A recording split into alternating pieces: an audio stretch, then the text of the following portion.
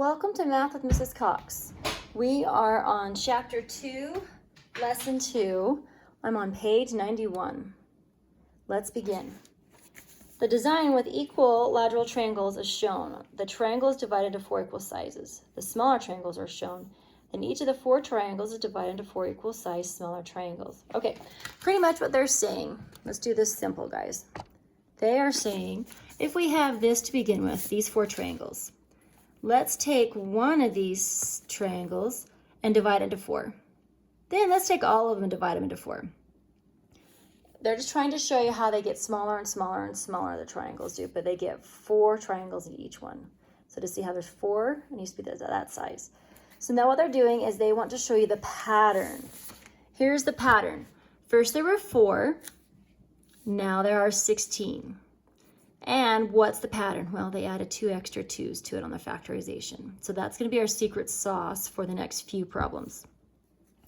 So the number of triangles grew, and we added 2 extra zeros. So here's the secret. They want to know if we divided it again, what would we do? Well, our secret is we had 2 extra zeros. So we have 1, 2, 3, 4, 5, 6 here.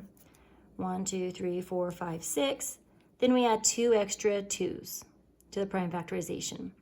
And if you take your calculator and times that all out, you'll get 256. Here we go. We took 64, times it by 2, got 128, times it by 2 again, 256. So I'm going to do the same thing with another figure, but instead of going 2 times 2, I'm just going to times it by 4, because 2 times 2 is 4. And this is just going to shorten my work up a little bit. So 256 times by 4 equals 1,024. Go ahead and write that right there. Now remember, the secret is we're adding 2 extra factors of 2. So I write down all of these 2's, then add 2 extra factors. So I should have a total of, I think, 10. 2, 3, 4, 5, 6, 7, 8, 9, 10. 10 2's.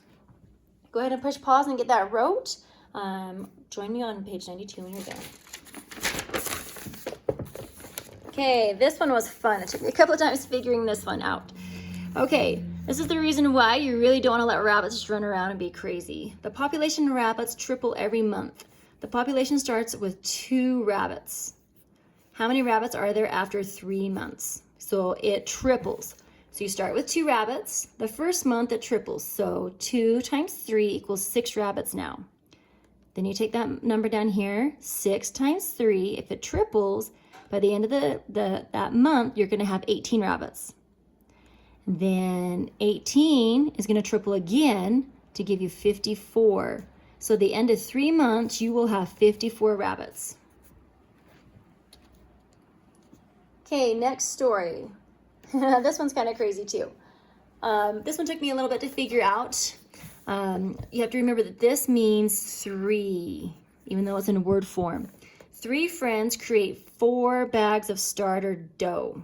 So 3 times 4 equals 12. Okay. After 10 days, they are taking those 4 bags and making more. So 12 multiplied by 4 equals 48. This is where it's tricky. It kept throwing me off because it said it's divided into 4 more bags.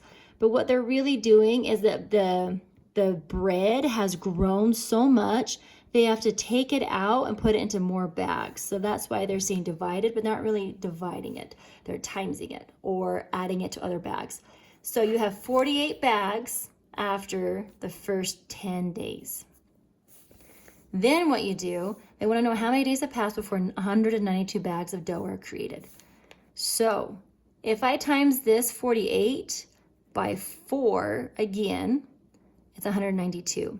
So I have 2 sections. This was 10 days to create this, and this was 10 days to create this. So a total of 20 days will pass before we have that many bags of dough. That's pretty crazy. Almost worse than the rabbits. All right. Okay, this again is a patterns, and that's why I'm helping out with this chapter, because it's pretty tricky, but I think you guys will be just fine. Sam sent an email to 3 friends on Monday. There we go. Each of the friends then sent an email to 3 more friends. So we have 3 times 3 equals 9 on Tuesday. Then on Wednesday, each of those friends sent an email to 3 more friends. So 9 sent 3 more emails. So then we got 27 emails out. Now they want to know the prime factorization. Okay, so there's our numbers, 27. And I know that 9 times 3 equals 27. 3 is prime, but that 9 can be broken up into other factors, 3 and 3. So the prime factorization is going to be 3 times 3 times 3. They had this really confusing story just to see if you could do prime factorization, and we did it. All right, number 5, a little bit easier, especially if you like money. Annie opened up a savings account and deposited $10. So she started, my little star, with $10. If the account and her balance doubles each month, I wish, what is the account balance after 4 months? So month number 1 is going to double. So 10 plus 10 is 20. Month number 2 is going to double from 20 to 40.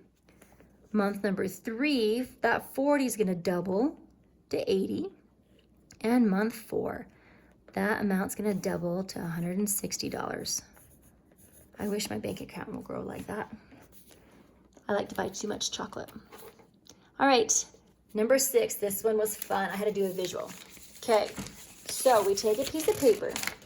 Here, I'm going to zoom back out. Here's a piece of paper.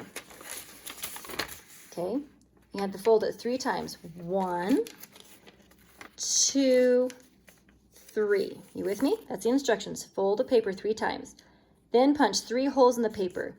1, 2, 3. How many holes do we have? What do you think? Let's count and see. I had to do a visual for this one to work. Oh, look, they're even in little arrays. Look at that. There's 4 different arrays of 6. So 4 times 6 is what?